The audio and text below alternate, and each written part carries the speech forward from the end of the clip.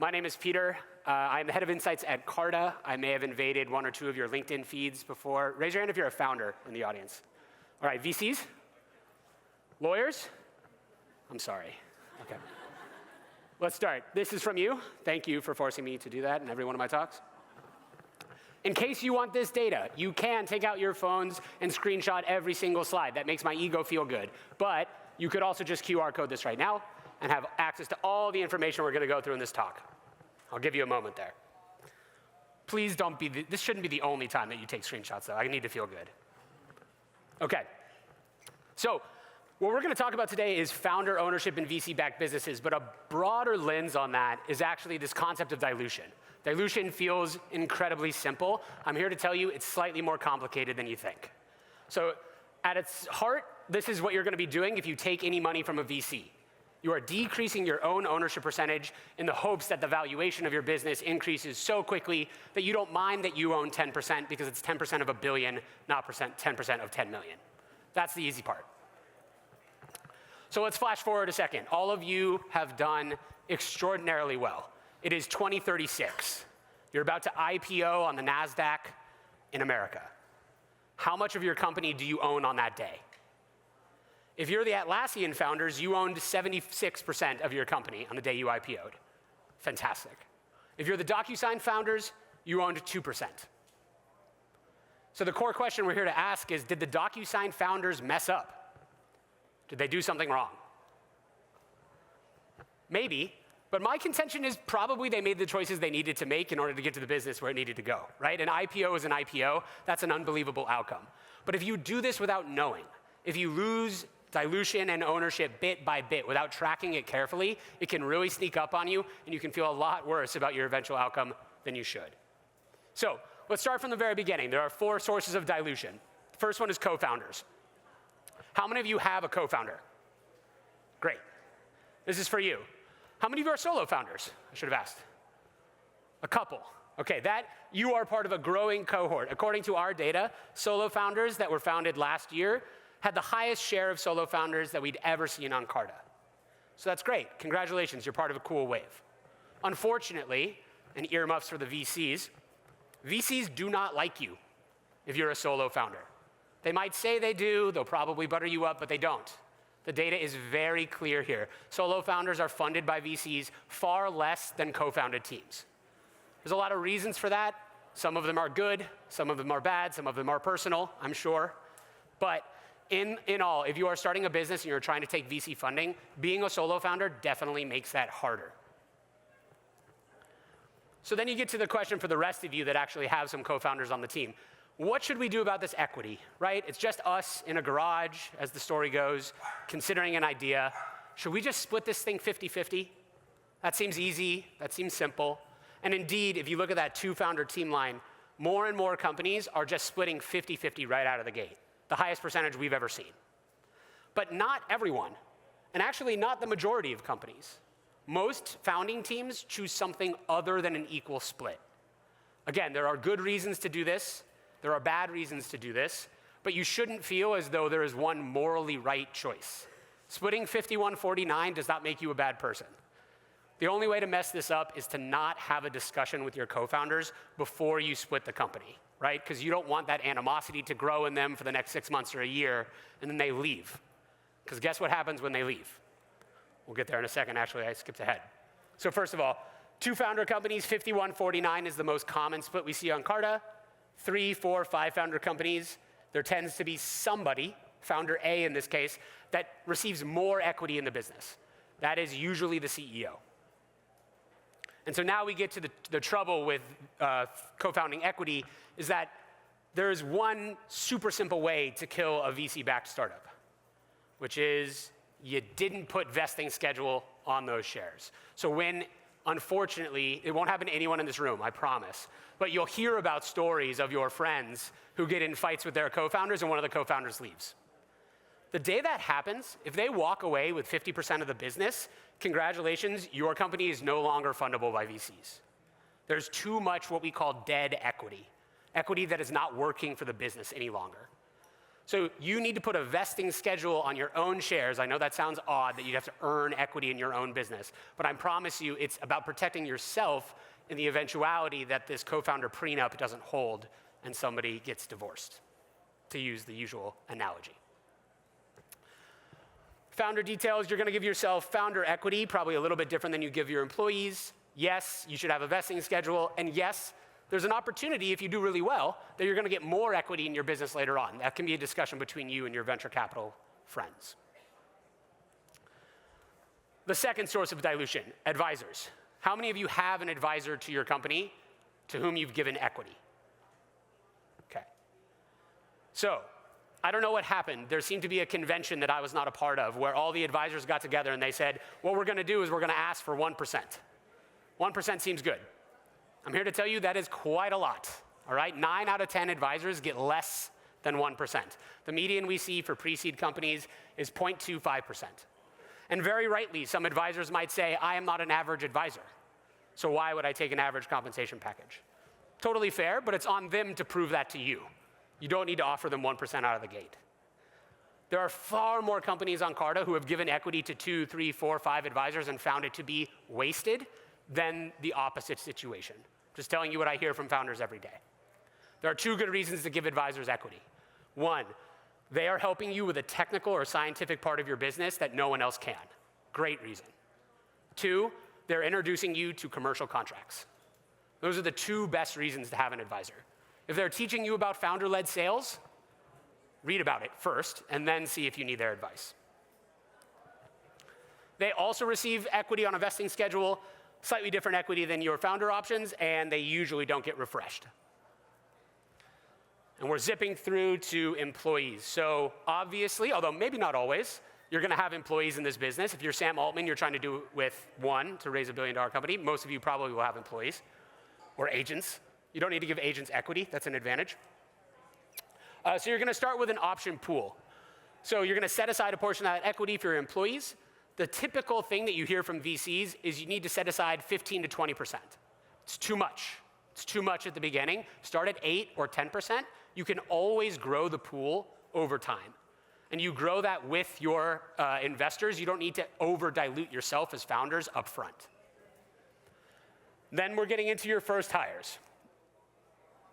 So according to us, from data from over, I would say this is about 4,000 hires last year. For the first hire at a startup that is not a founder, so first full-time equity holding employee, the median amount of equity they get is 1.5%. It could be as much as 4 or even 5%. It could be as little as 0.5%, right? The first hire is an art, it's not a science. All of you are going to give that first hire something different. You probably worked with them before. There's a good reason why you're going to have a personal relationship to this person.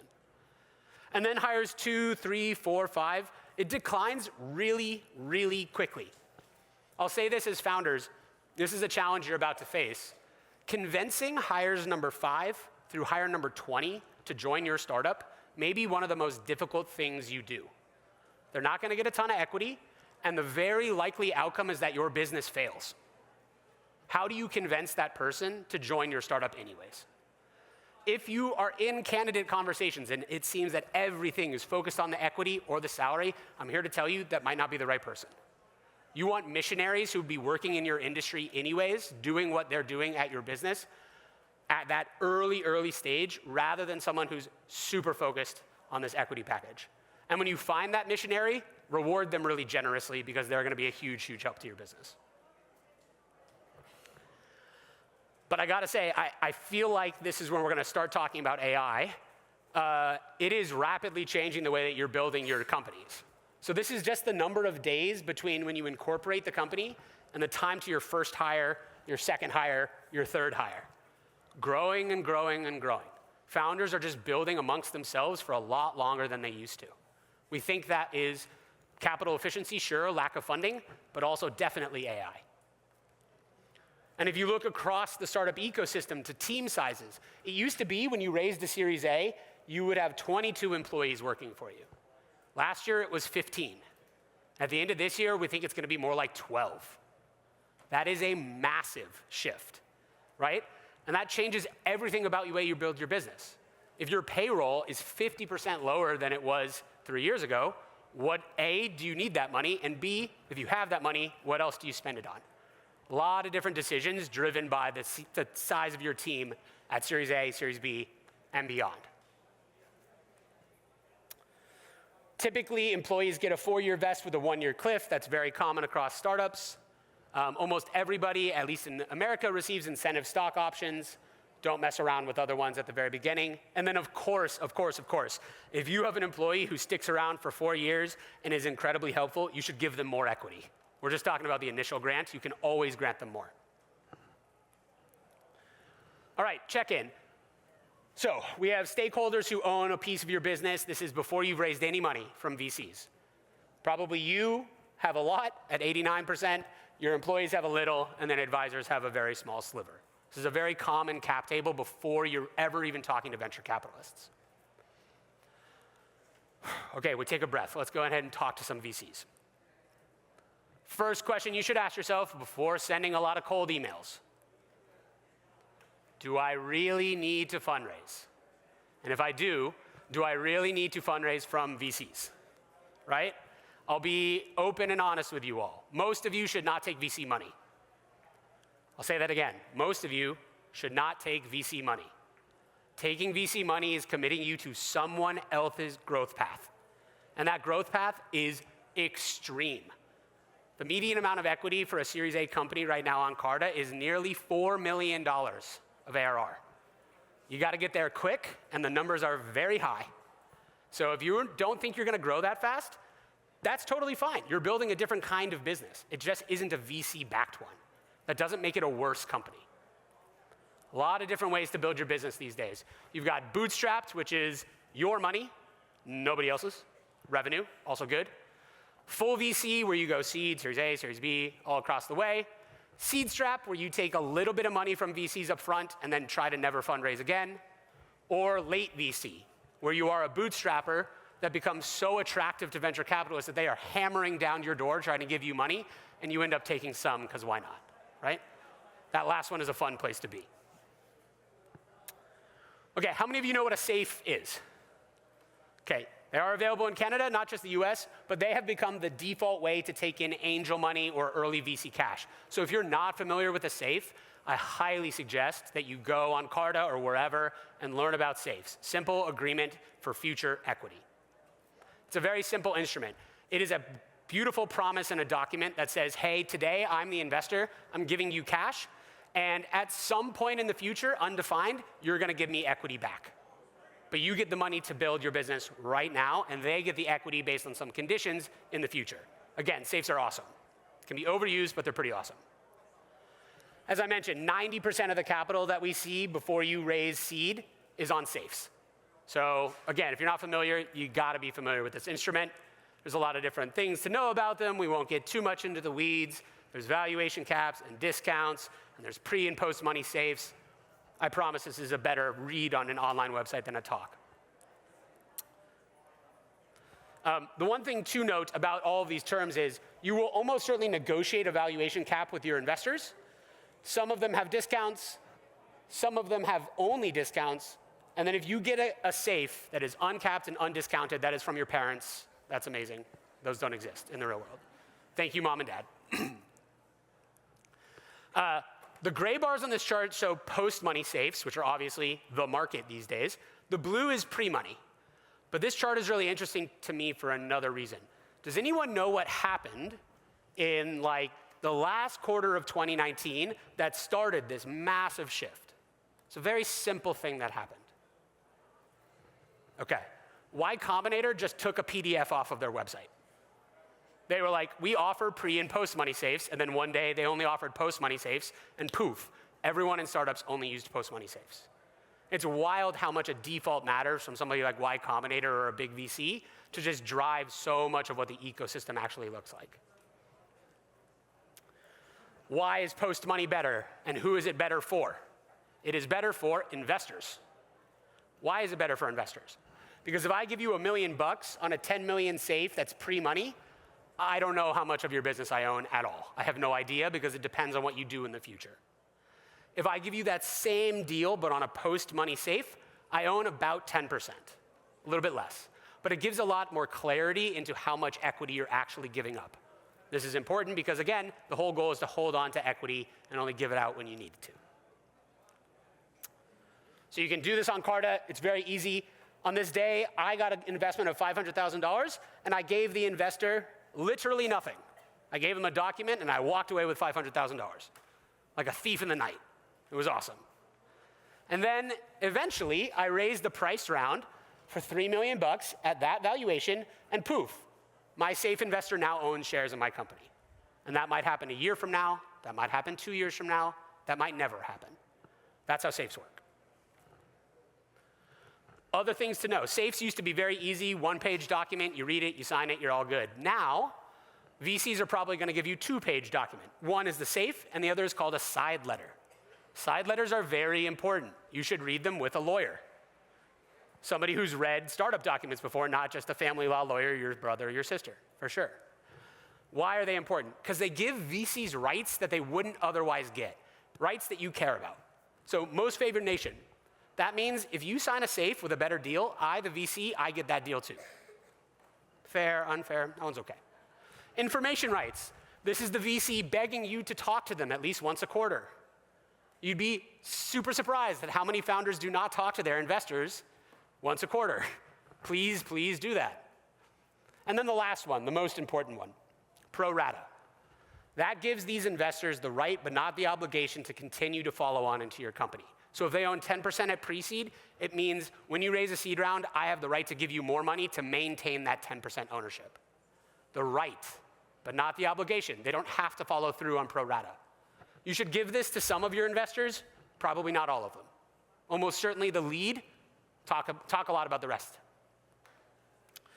By the way, I am going to try to save a little bit of time for questions on this. So the number one question I get is, what should my valuation cap be?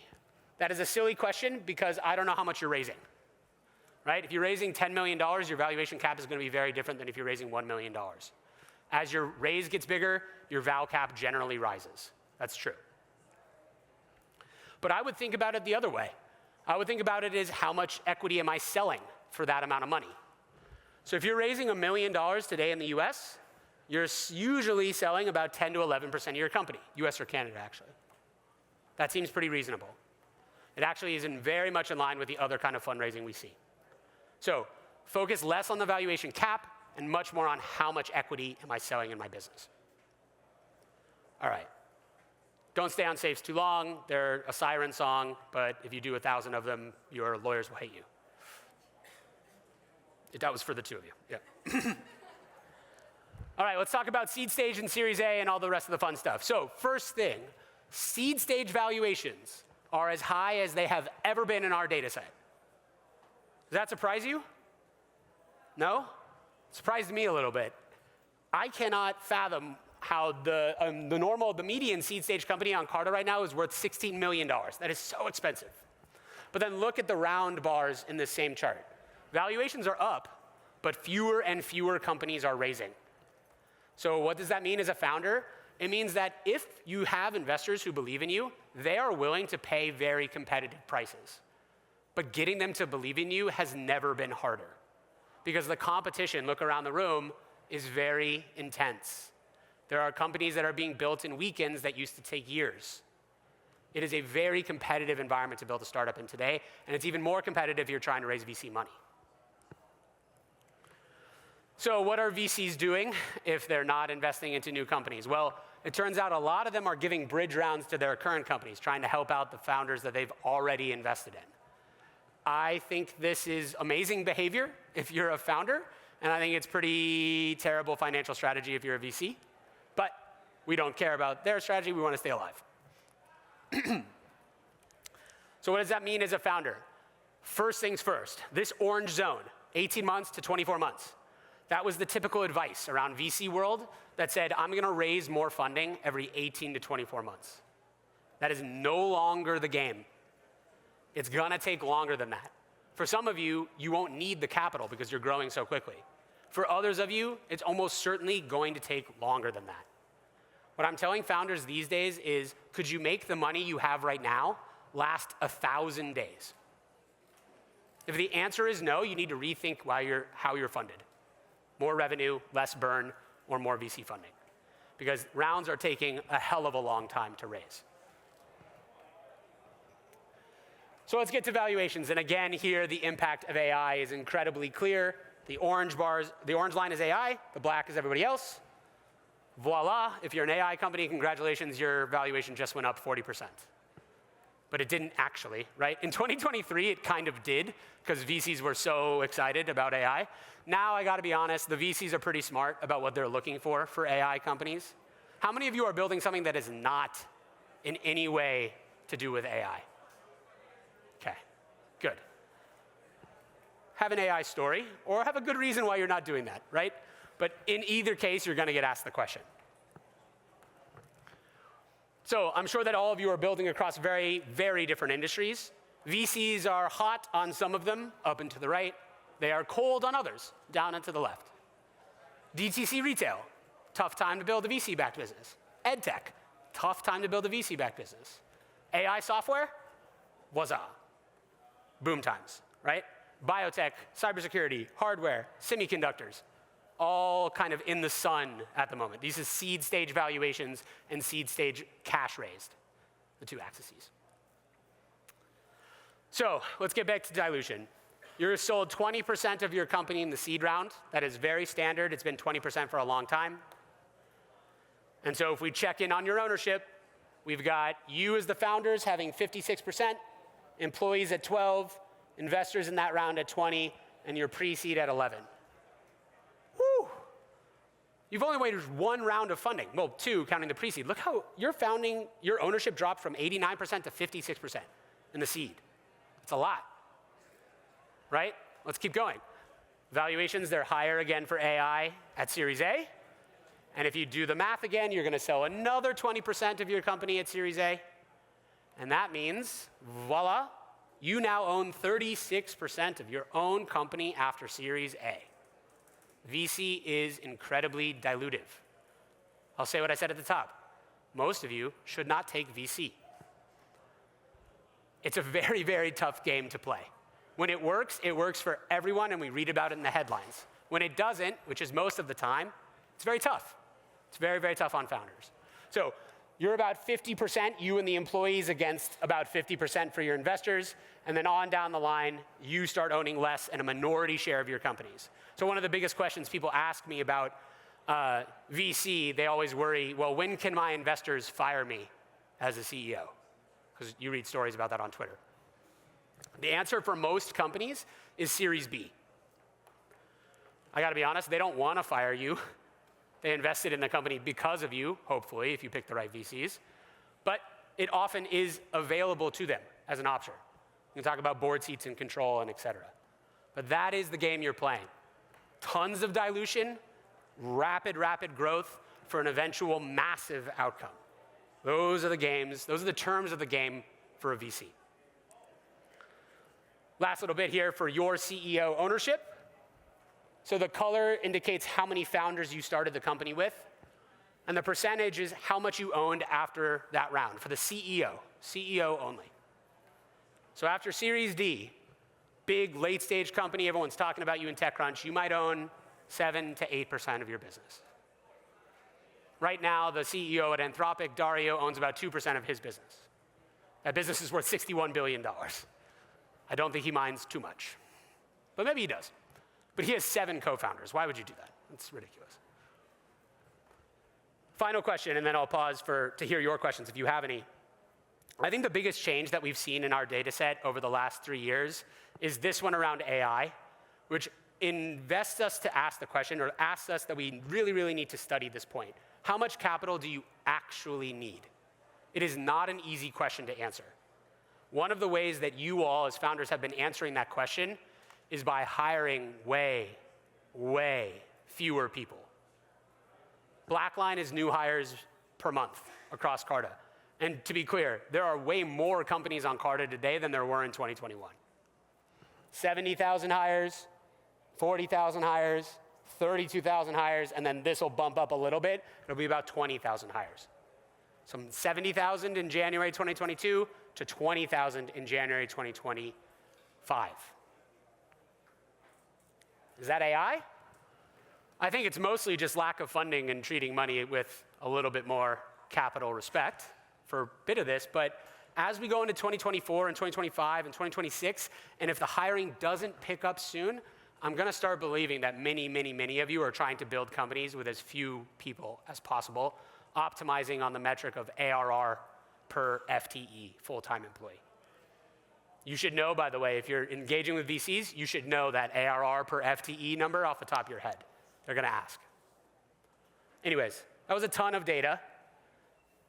I'll put that back up there again. You can have this data right now. You can read a lot more on our website, but I also have 2 minutes or so to answer any questions you have about VC fundraising today, building startups, or giving out equity overall. Does anyone have questions? Yes, sir.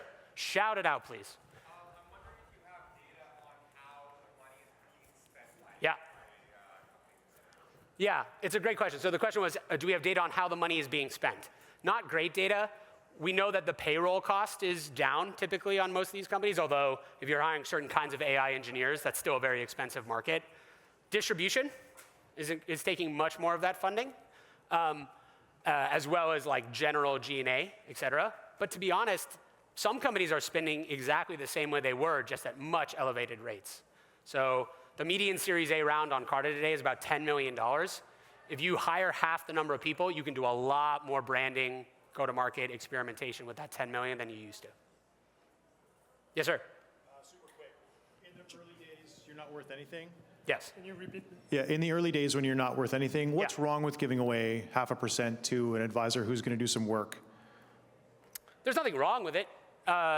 It's just that a carelessness around equity becomes pretty patterned in your business. So, and VCs will ask whether or not you understand the value of the equity of your company. Yeah. Now, if you don't have cash and this advisor is providing something you absolutely need, hire them. Absolutely. Yeah. Yes, ma'am. Thank you for a very interesting presentation. The question is, like, what are the tools to protect the founders? Let's say you're raising Series B, and let's say you like diluting you and your founder. Yep. So like you can push on the terms. Like let's say if they fire the CEO or founding team, they will have to pay like huge compensation, and that usually protects the founders. Sure. That's a question. And then the second thing is, let's say your board remains like 2 founders, 1 investor, but you still got another investors that do not control the board. In that case, if you still diluted yourself and the founder below the 20%, what kind of tools investors might impose on, let's say, getting rid of the founders, or it's not possible when you control the board? If you have board control, it's very, very difficult to get fired, number one. Number two, there's all sorts of things you can ask for to protect yourself in deals. You can ask for super voting shares. You can ask for change of control rights. You can ask for basically massive breakup packages. I got to tell you, in this environment, VCs will say no, and you'll say, okay, do I still need your money or not? It is very hard. Less than 5% of companies on Carta have super voting share classes. Getting a VC to agree to super voting shares, like you vote 10-1 as a founder, really, you better be Sam Altman. And they better be very excited about your business, because it's a tough way to do that. Yes, sir. Maybe last one. When Safe started, the median time between rounds was much shorter, and so that 20% discount could have been reasonable. Now that it's 2-3 years in advance, what's happening to the discount rates on Safe, and do you see more migration to convertible notes? Great question. So discount rates on safes, first off, about 60% of safes just have a val cap and no discount. I would have thought that would have changed. It hasn't, which is odd. The other thing is that when you have a safe and it has both a valuation cap and a discount, the discount is almost always 20%. Why? Exactly. I have no idea. Like I don't get why they would negotiate super hard on the val cap and not on the discount, but they don't. Everyone just says, 20% is good. I think 20% is not good. I would ask for more as an investor. But today's market is, some of those default norms are just kind of founder friendly, and it's about speed of execution, I guess. Convertible notes, 1, they're far more pre-money. 2, the discounts are generally a little bit bigger. And 3, the val caps are lower because it's pre-money. No. Not at least for software companies. If you're building in biotech or hardware, sure, you might talk about convertible notes. But in software, you're talking about safes. Anyways, Thanks, everyone. You can find me on LinkedIn. You can find my email, peter.walker@carta.com, if you have questions I didn't answer. Thank you so much.